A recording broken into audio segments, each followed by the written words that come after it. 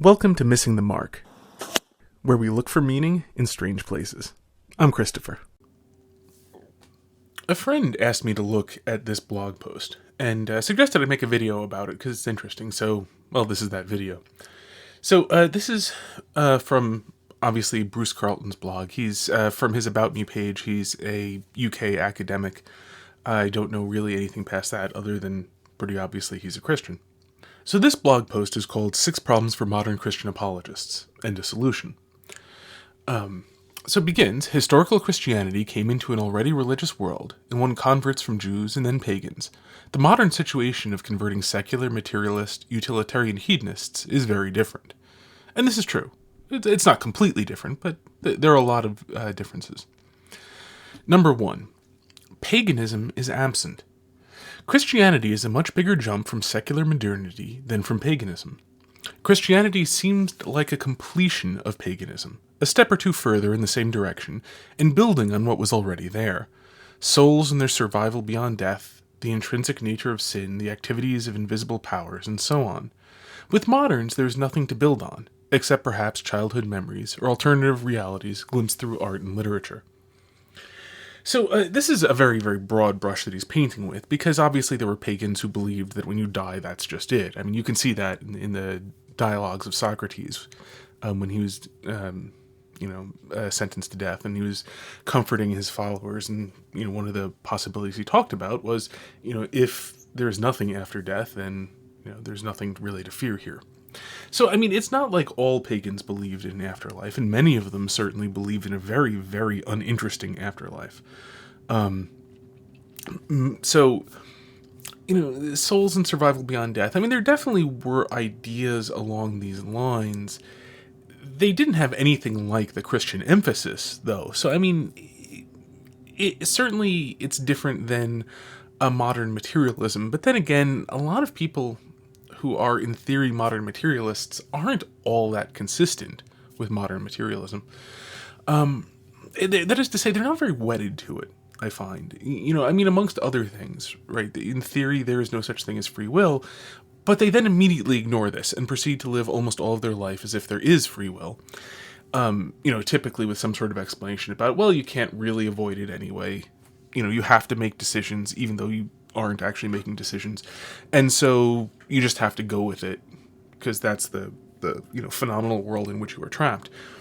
And so, given that they spend most of their time away from their theories, in my experience, people aren't as wedded to sort of modern materialistic thinking as they seem at first blush. Which is not to say that they're open to Christianity, but that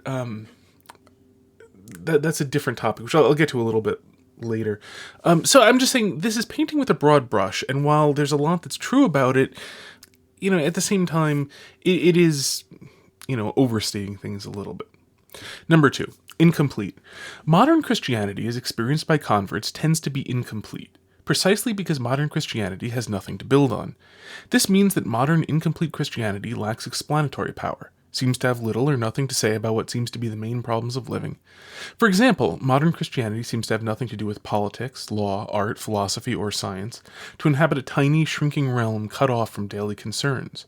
Modern Christianity often deletes miracles, original sin, the virgin birth, the incarnation, and the dual nature of Christ. Christ's death, resurrection, and atonement, the Holy Trinity, angels, demons, and unseen spiritual warfare, and so on.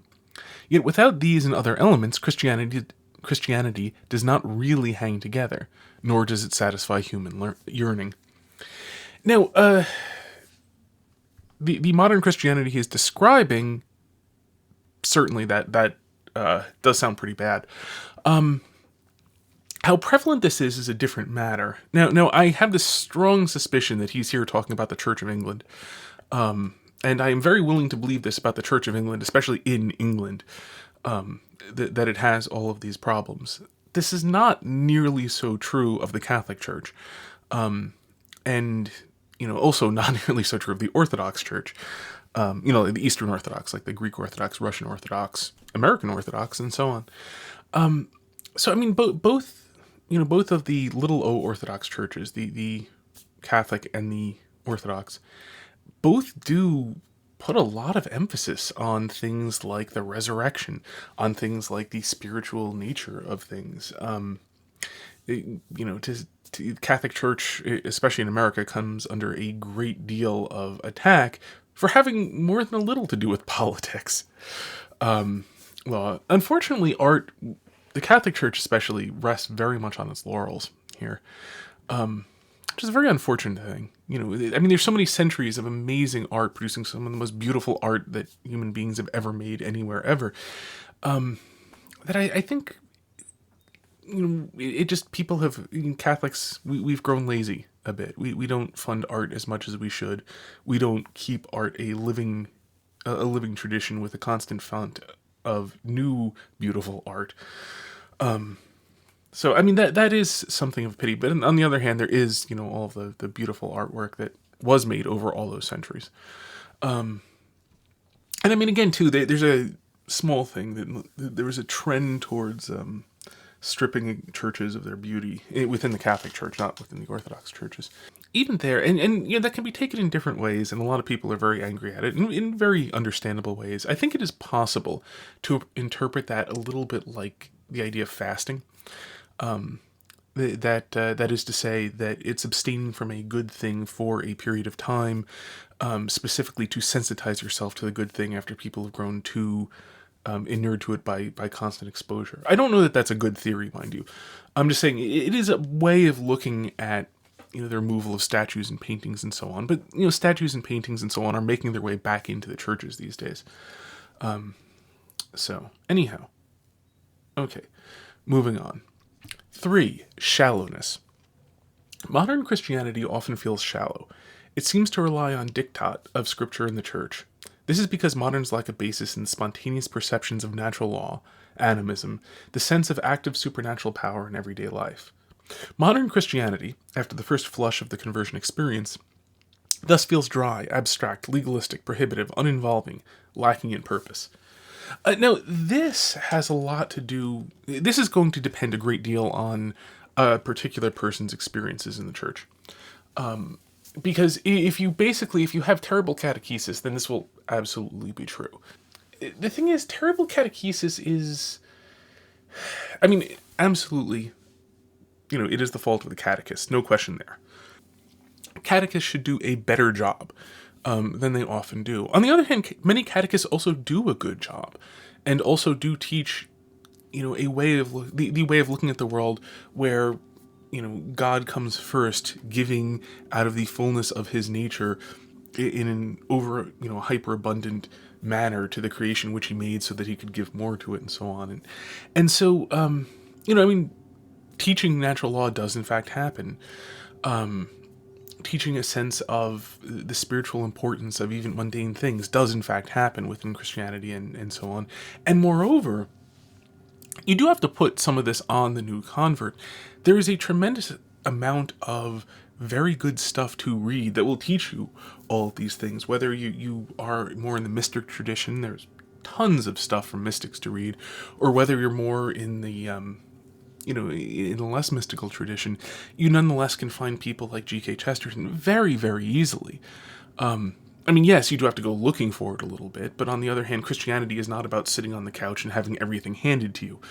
So, yeah, again, a sort of yes and no. It's going to depend a lot on the individual. I don't think anyone can be Christian, and, at a minimum, a Christian should be hearing some of the Gospels. Even if one doesn't do any reading oneself, certainly within the Catholic Church and the Orthodox Church, the Gospels are so important that the Church will read them to you every Sunday. So, if you go to daily Mass, they'll read the Gospel to you every day. And if you read the Gospels, there's just absolutely no way you can ever come across the idea that Christianity is meant to be lived sitting in your chair, just being spoon-fed by everyone else. So if you get up and actually do some work, you're going to find the very living ideas that are not at all dry and lifeless.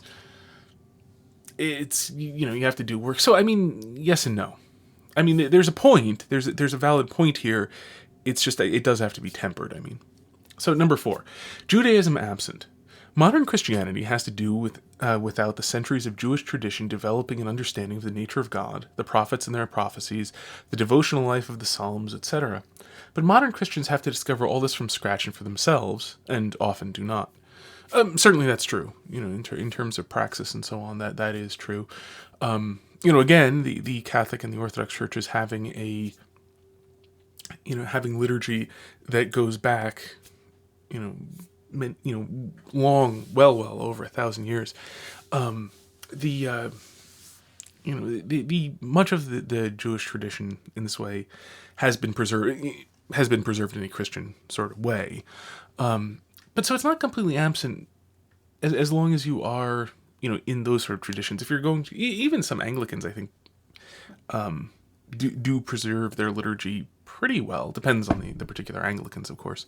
So while it is true that modern people are fairly cut off from this, on the other hand, this is something that you develop in the process of becoming Christian. Now, obviously, you're not going to have this if you are, if you are not Christian. So this will be absent to a non-Christian, so it's going to make life harder. That is certainly true. On the other hand, I'm not sure how much the Jewish tradition is really, especially like things like devotional life of the Psalms and so on, is really critical to becoming Christian. I mean, if nothing else, I guess as an alternative to the paganism it's meant in this case, because I was going to say, Christianity certainly flourished outside of Judaism. So, maybe it's meant to be one of the two of them will do a lot of the work. And obviously, Judaism's going to do a lot more of the work than paganism is. Okay, so, again, yes and no.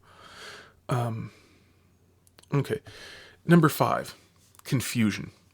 Modern life is hedonic, distracted, often drugged. Consequently, people are often unclear about the nature of life. On top of this, in recent decades, the prevailing ruling culture has been actively against the good.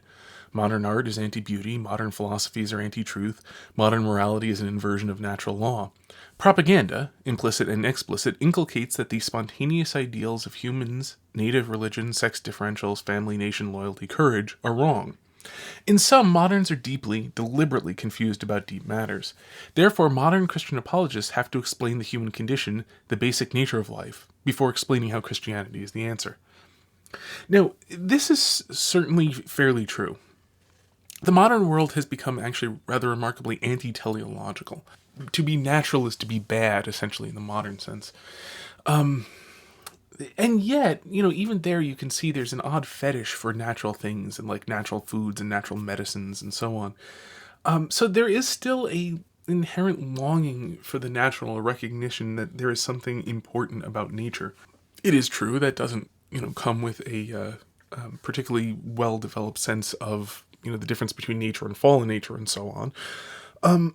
But at the same time, it is true that there are all these things, but the problem is that while they are significant, they are never completely covered over. And so, and each person will see the aspects in which modernity gets life wrong, in different places with great, the clearest places they see it will be in different places, and they'll see, in different things, different levels of clarity. So, on the one hand, yes. Yeah, you also see this, especially like the drugged aspect in the fear of pain, the fear of suffering. So, a lot of people have they're not enjoyable things, obviously. They are not, ideal things, and yet that suffering can have its uses. That pain, they're much worse things than pain and so on, are things that are, hard for people to see. That is absolutely true. So, this is a genuine and real problem. The thing is, and, the part where he says, modern Christian apologists have to explain the human condition, the basic nature of life, before explaining how Christianity is the answer. In one sense, yes, but in another sense, it doesn't really work in my experience. Like, there are people who will see the goodness and the wisdom in ancient literature, who, by virtue of just sympathetically reading things that were written many hundreds of years before them, get a much, much broader view of the world, it broadens their mind out quite considerably, and they become sympathetic to the ancient world and, can be addressed in its terms. I don't think in practice that trying to convert a person into an ancient Greek before you convert him into a Christian is really a very effective way to go. If for no other reason than the ancient Greeks got a bunch of things wrong that moderns do in fact get right, in which case it's very hard to convert them there, whereas Christianity, of course, being true, gets everything right. So I don't know that, many of us, and I suspect that this gentleman too, essentially took the path of becoming ancients before we became Christians. In my case, it's not quite 100% accurate, but fairly true. I mean, Greek philosophy was my first real love. I read Plato's Republic when I was, 13, and it made a tremendous, tremendous impact on me. But most people aren't in that circumstance, and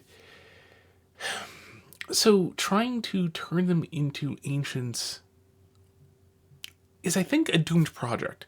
I don't think that's going to work very well. Now, I can see the temptation to it. I've certainly tried it myself, because a lot of the language of the church is in ancient language, and therefore, helping people to understand the ancient language seems like it would be a really good way of getting them to explain Christianity.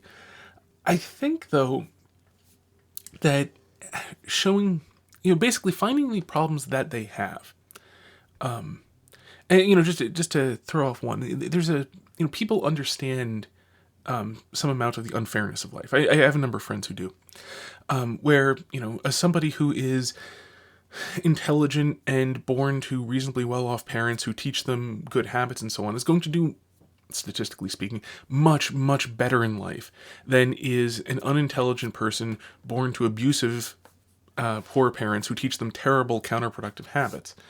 And so again, there'll be exceptions to both, and you will sometimes see the latter doing better than the former, but by and large. And so people who are in that former category, having sort of inherited a great deal that they can't possibly have been responsible for because it wasn't their doing, see that, well, this isn't fair that they had, so much more of an advantage. That yes, they do, lots of hard work, but they're capable of it, because of a lot of what they were given, and this doesn't make any sense to them, and it's not resolvable, especially in a political sense. It's not resolvable within modernism, because modernism will tend to either throw out, it tends to go either libertarian or communist, basically. It tends to either throw out all the work that you actually did do in your success, or it tends to throw out all of the pity for people who, didn't have the advantages that you did. Christianity, by properly locating the source of all our good things to God, actually produces a way in which the work of your hands is your doing. It is something that you are entitled to, and yet you also can be charitable because your fellow creatures are, your fellow creatures, and therefore it can be given to you by the God who gave you all these things to give to your fellow creatures. And so your fellow creature is not owed any of the fruit of your labor in himself, because he's not responsible for you having been intelligent and well-educated and so on.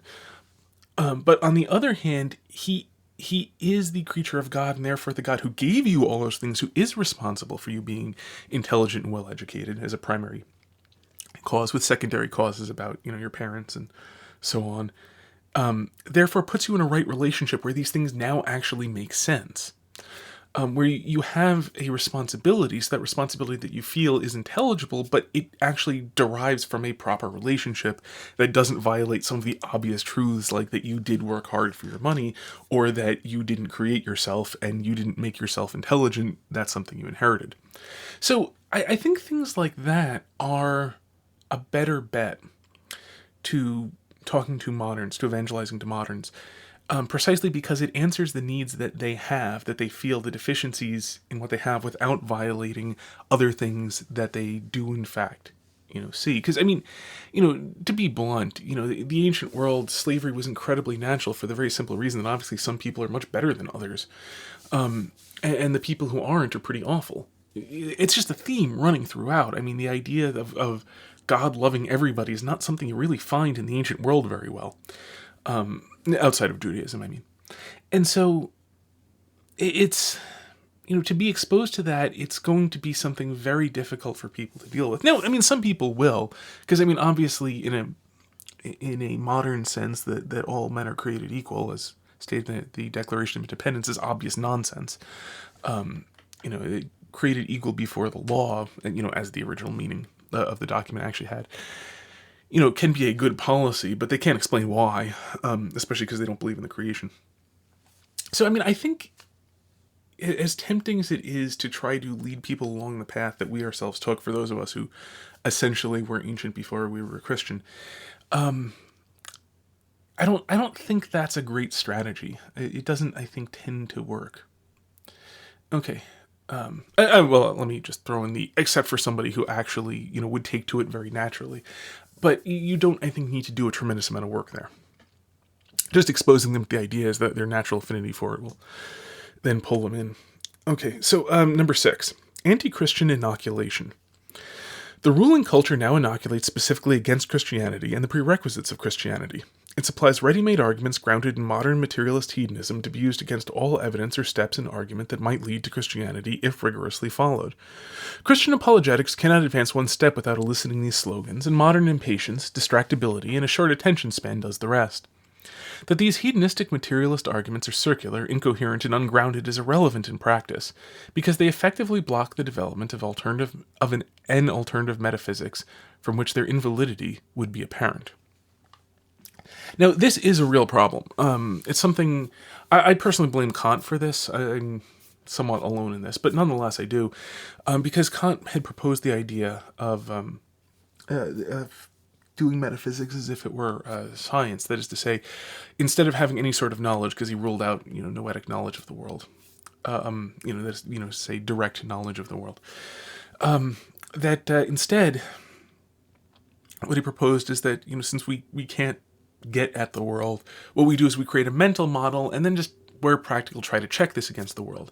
Now, the thing is, Kant, thought this would lead to being, he thought this would lead to, obviously you have to believe in God,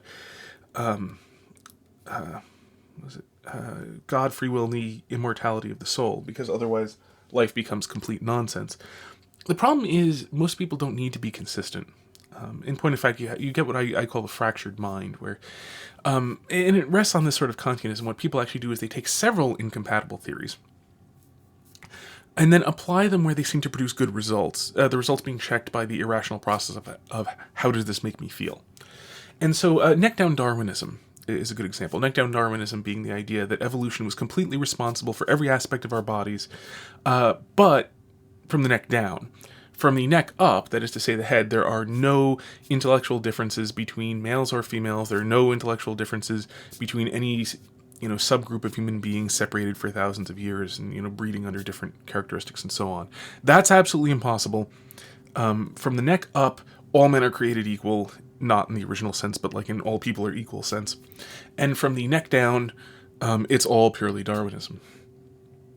Now, this is incoherent, but it does actually preserve important truths in these different spheres. That is to say that human beings are in fact all the creatures of God, and therefore all should be loved to the maximum degree possible to love them. And so viewing people as naturally inferior and therefore to be treated like dirt is in fact very, very wrong. And since the Darwinian approach applied to the head might well lead to this, had in the past, incidentally, you can see those sort of justifications being used all over the place. There's the master race, which is, better because it, is different. It evolved to be better and so on. Anyway, so that goes wrong in some sort of obvious sense.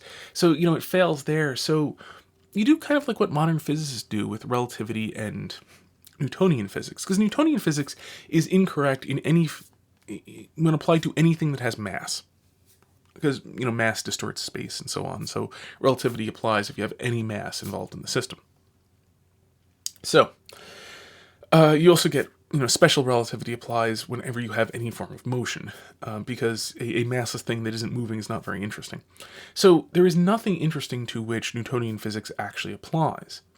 However, the differences between what Newtonian physics can predict and what relativity can predict are so incredibly small for the things in our ordinary experience, with the sort of masses in our ordinary experience and so on, that for almost everything, we can simply disregard the fact that Newtonian physics is wrong because it's very easy to do and produces results that are as correct as the more correct theory will produce to within our ability to measure. So, what happens basically is you use Newtonian physics for relatively simple things, and you use relativity for the things where you can't get away with using Newtonian physics. The mere fact that Newtonian physics is wrong is irrelevant to this. That's kind of what goes on. Like, the mere fact that all men are created equal is not in fact true doesn't really matter, because it still produces more correct results in that particular case of, you can't view one group of people as being intrinsically worse than another and therefore natural slaves. So that's sort of how people approach it, which means that as Mr. Charlton says, you can't use contradiction to disprove things, because people don't believe that they actually, they don't believe that any of the things they're saying are actually true anyhow. They believe they simply produce the most correct results for the theories that they, amongst the theories that they know, this theory applied here produces the most correct results. So they're not trying to come up with truth versus falsity. And this is probably the hardest thing to deal with in moderns, is the fact that they're not claiming to be correct. And therefore showing them that they're wrong isn't telling them anything that they didn't already know. They just don't believe that anybody can be correct. This one, I think, is the hardest to deal with. This is the most difficult, because you can't show a man who thinks that he's wrong that he's wrong. But a man who will not accept that anybody can be right is... and I mean that, by the way, not as a universal. It's not that he's got a proposition that nobody can be right. He's got the observation that so far nobody has been right. And, together with the heuristic that nobody is going to be right. But it's only a heuristic. It's only a pattern of behavior. It is not a proposition. It's not something he holds to be true. It is merely something that he expects. He's almost a little bit like a perfect Humean skeptic in this sense, where he doesn't believe in any sort of causation, just, anticipated sense experience. That is, I think, the most difficult. Though you can certainly find people who would ask you, what is truth in the ancient world? This one is hard. I think it largely has to be dealt with, frankly, I think, by exhaustion. That is to say, this is a completely horrible way of living. Nobody likes this. It's terrible. And so I think it is best dealt with, unfortunately, in the slow process of simple exhaustion, especially when you can show people, anytime you can show people something that contrasts with it, anytime you can show people the attraction of actual knowledge, it makes them all the more tired with their belief that no one can be right about anything. It takes, I think, a long, long time. I think a lot of these people just need a very long time. It may be no coincidence that life expectancies have gone on so much further for this very reason. There's a funny thing. There's a Billy Joel song, "Come On Virginia" or something like that. Maybe it's called Virginia. I forget. In it's about a singer who's trying to seduce a woman who's Catholic. Possibly a girl. Seems like it's actually written from the point of view of a teenager, and Billy Joel wrote it a long, long time ago. Anyway, it's got the refrain, "Only the good die young," which is very interesting, because the funny thing is only the good can afford to die young. Everyone else needs more time in order to become good. So, this is not, by the way, don't take what I'm saying here too seriously, but there's kind of an interesting thing that it's possible that people have grown to live longer precisely as they need a great deal more time in order to do better. So, it's massively overly simplistic to be true in the form I just stated it. So, hopefully everyone knows that's obvious. It's about 99% a joke. But it's just, it's kind of an interesting joke, put it that way. So of the first six, I do think number 6 is perhaps the most significant, taken in this sort of way. You will also find in the more literal sense of what he said, that people have glib answers and very little patience and very little ability to think for any great length of time, which again just means that things take forever to get through. Now, the real problem I've also found too with that is that it doesn't work well to lead people to conclusions, because they will then forget later on in their exhaustion that they ever came to that conclusion in the first place. On the other hand, so you can't build to it in the sense that you could through somebody who took logic far more seriously and could, actually remember the arguments they've had in the past. On the other hand, there is, I think, an element in which, eventually waves grind down rocks. It takes a long time. So, I think there is some value to that.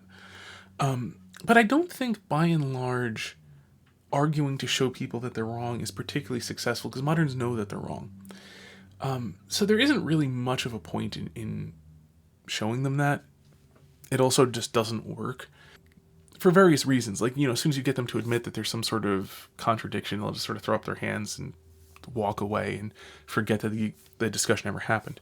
So this is why, again, the conclusion I'm coming to increasingly is that the most important thing is to show people the positive wisdom of Christianity that makes sense in their life. Things like, because life is very uncertain, and it is incredibly useful to people to have faith that things will work out for some sort of good. Not necessarily the good you hoped for, but some sort of good. That the ability to trust is a critical... the ability to trust God is a critical skill in surviving. And, you can see this, some people talk about, the universe... and basically just mean God by the universe will take care of us, or the universe has a plan, or what have you. And so things like that I think are important to build on, because they're really important. And modern people are all incredibly stressed out, and one of the most applicable things Jesus ever said was, "Don't worry." Which of you can through worrying add 1 cubit to his lifespan? The answer, obviously, is nobody, and so there's no reason to not worry in the modern world. There's absolutely no reason to think that anything will turn out well, according to modernist principles. There's some stupid theories of inexorable progress, but very few people I've met, anyway, seem to really believe in theories of inexorable progress, especially when applied personally. Even if the human race will eventually, have bionic implants that will, let us live forever as we can, leap tall buildings in a single bound, etc. That doesn't mean that any individual is going to do all that well. So, and the individual stresses primarily about himself. So, it's hard to say, but I think that's why that's a much better approach. The teaching of truth, not the arguing of people out of their mistakes. And, it's interesting as you read the Gospels, you will see that a lot more. Christ did a heck of a lot more telling people the truth than he did arguing them out of their errors. Did a little bit of that. You can see that sort of a little bit, when there was the woman who was married to, was it 5 or 7 brothers?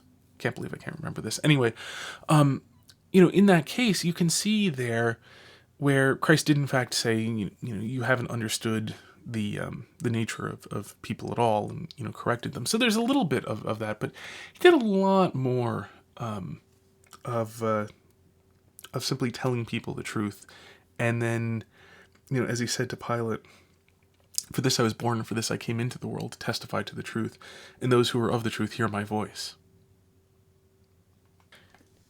Something to think of. I think, we were kind of spoiled by, Socrates and the Middle Ages, wherein people actually took logical arguments seriously and thought it a problem if things that they said contradicted themselves.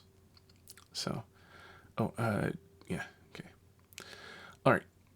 In sum, modern Christianity lacks both pull and push. It lacks the pull, which comes from people being grounded in paganism and Judaism, and it lacks the push of being a complex and complete explanation of the human condition, relations, meanings, and purposes. If apologists both know and attempt to supply all of this, to supply the depth and completeness of Christianity, they find they cannot do so all at once. If they try to be exact and comprehensive, the apologist comes up against the modern inability to follow a long and complex line of argument. Yet if he tries to present Christianity all at once, then what can be communicated is inevitably a gross simplification, incomplete, and shallow. So what is the answer? If the fullness is too complex and the essence is incomplete, and since people cannot become like pagans or ancient Jews, from where could they start?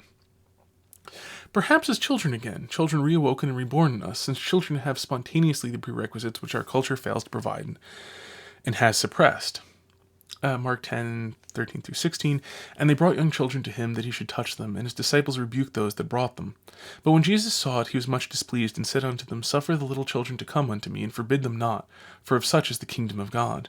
Verily I say unto you, whosoever shall not receive the kingdom of God as a little child, shall not enter therein. By the way, that this is, I'm pretty sure, the King James version of the Bible, shall not receive the kingdom of God as a little child, should mention the Greek for that is going to be whoever. So it means in the manner of, that as a little child is an archaism in English, so just as an FYI. Anyway, how strange that children should be our repositories of ancient wisdom, and childhood memories the basis of salvation. But there it is explicitly. Whosoever shall not receive the kingdom of God as a little child, he shall not enter therein. So, this last part is very strange. I don't know what to make of his answer. That his answer is the people we're evangelizing to should become like little children again. And I mean, in the good sense of that, I mean, sure, yeah, I mean, everyone should be like a child, that is to say, searching for the truth. One of the, more noticeable characteristics of children is that they look for the truth. Now, people who don't deal with children seem to think that children will accept anything that people say. And children are trusting, although that ends at fairly early age. And in fact, that children are very trusting, especially very young children, are very trusting, actually makes a very good test of what people actually believe. Because people will only teach things to children that they actually genuinely believe, because they know they're actually going to be believed. They'll say just about anything to adults, because, if someone believes you, that's on them. But that's not true of children, and so people are very iffy. That said, children ask a lot of questions. Children want things to make sense, and will notice when they don't make sense. So, I mean, children don't just accept anything that you say in an uncritical way. They trust you that you are telling them what you believe to be the truth. But even as young children, they will, do their best to try to understand it. And where it doesn't make sense, they will certainly ask you questions. I mean, obviously not a 1-year-old, because, they don't understand. They have trouble with subject and verb. But, even when a child is, around 3 or 4, they have a very hard time with things like verb tenses, as in, like, that anything could be said about any point other than the present. So, when you're talking about young children and what they accept, you're really talking about, surprisingly older children, because there's very little that young children are actually capable of understanding. And yes, people say, like, oh, they understand more than you think. Yeah, in some sense, they do a lot more remembering and understanding later than they do understanding at the time. But in any event, I'm having a great deal of trouble seeing how this solution is in any sense actionable. It's not like you can suggest to a person, why don't you start actually, eagerly seeking the truth now? I mean, you could suggest it, but what good is that going to do? So, I mean, this doesn't seem very actionable, unless he means in some sort of almost literal sense of just, forget about adults and abandon them and concentrate only on children. But I'm going to assume that he doesn't mean that. Absent that sort of meaning, I don't know what he does mean. To me, I think the most actionable part, which at least jives a little bit with what he was saying somewhat here, what I can interpret of this is correct, is that if we sort of follow Jesus' lead and give truth and practical wisdom, because, I mean, don't forget, Jesus gave practical wisdom. I mean, he gave excellent advice, especially given the context of the time period and some social conventions, for how to behave as a dinner guest. That was very shrewd and very practical. So, I mean, to give people practical, useful, shrewd advice is, I think, probably the best approach. If nothing else, this is the approach that Jesus used. And amongst people who don't think that contradictions are a problem, I don't think any other form of argumentation any form of argumentation really, is likely to be of any help to people. So that, I think, at least presently, that's what I think is the best strategy. And it does address this sort of thing to, first, try to be as wise as you can. It's a great idea anyway.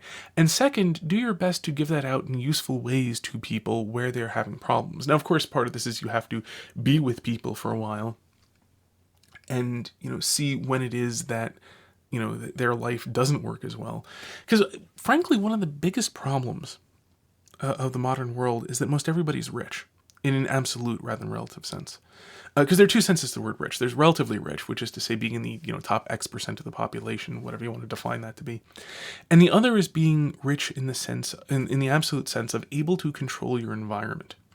In the ancient world, the two pretty much were tied together. You couldn't control your environment other than by having servants. In the modern world, where we have machines and stored energy and batteries and engines and so on, it is possible to be absolutely rich, able to control your environment, having an air conditioner, having walls over your head, and so on. The ability to have a car which drives you around, the ability to have computers and so on. All these things are all viable in the modern world to people who are in the, bottom 90%, bottom 95% of the population. Depending on where you are, some amount of heating, some amount of air conditioning, and so on is accessible to virtually everybody. I mean, most everybody has a smartphone these days. There are people who don't, but it's incredibly common. And so most people, that said, the bottom part of the population who can't control their circumstances you don't tend to find too many atheists there. You do, however, find the atheists among the more wealthy people, the people who can control their environment. Because the thing about controlling your environment is that you can fool yourself into believing that you fit into the world because you couldn't adapt the world to yourself. And so the parts where a person finds out that this isn't true, that them fitting into the world as being made for the world, that the world is their fulfillment, them finding out that this is lies at the points where their control over their environment breaks down. And it does for everybody. But that's where the fundamental lie that they're living is shown to them. And as a result, I think, you have to wait around essentially for those moments to then be able to provide that, that wisdom that helps a person out. Because, for a lot of people, everything is taken care of so well that you can just get into a rut that you never have to think about. And with everything being basically the same as it was the day before, there's nothing to stir your thoughts. Plus people occasionally get into reflective things. Occasionally things happen that just make people think. And so, for the most part, I think modern apologetics has to be one of waiting and watching, of constantly being ready to help a person when they need it, and, which it sort of at the same time means when they're able to accept it. So, more than anything, I think that's the biggest thing, is that apologetics needs to be thought of not in terms of St. Paul, who was able to preach to people and win converts in the course of a few hours, but rather in terms of being with people for decades in good times and in bad, helping them out throughout, and over time they will eventually come to learn the truth in little bits, because the periods of time in which they're receptive to it aren't very common, they aren't very often, and they aren't very long. So, anyhow, that's basically my take on this. I think he's fairly right. I don't understand his solution, and that's what I think the solution is. So, anyway, hope you found this interesting or useful or something. And until next time, may you hit everything you aim at.